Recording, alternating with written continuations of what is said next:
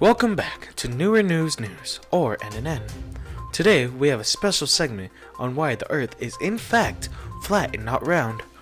We will now pass it over to Sammy and Glenn, the leading scientists for the Flat Earthers. Thank you, Kobe, for the introduction. Yes, folks, you heard correctly. The Earth is not actually round, but instead flat.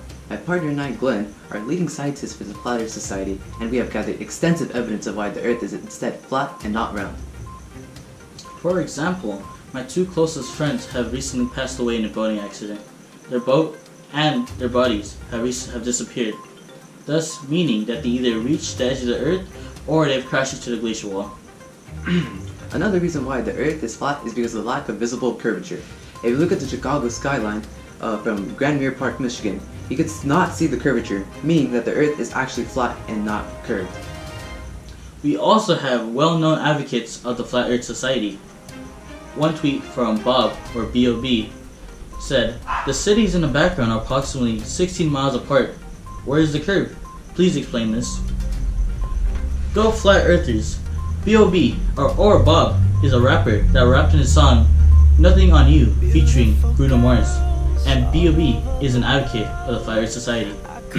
If B.O.B. believes that the Earth is flat, you should too. Sammy, if you don't mind me asking, what do you think of the round believers? Well, I believe the all-round earthers are incompetent and primitive imbeciles who cannot understand proper scientific evidence, even if it was slapped across their faces. Thank you, Sammy, for that dotting comment. Do you have any more evidence for your flat Earth statement?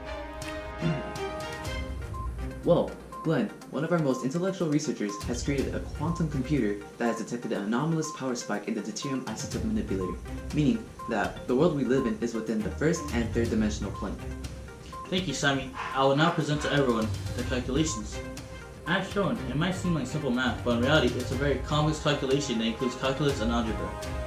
No matter which way you see it, the calculations lead to a conclusion that the Earth is flat.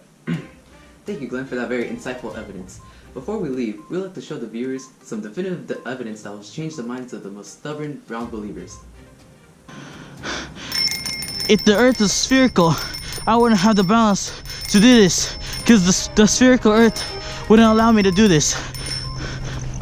This concludes our logical explanation of why the Earth is flat. Thank you, Kobe and NNN, for having us today. Unfortunately, we need to go back to our lab and continue our research of why the Earth is flat. Well, there you have it, folks. The so-called evidence that the Earth is flat.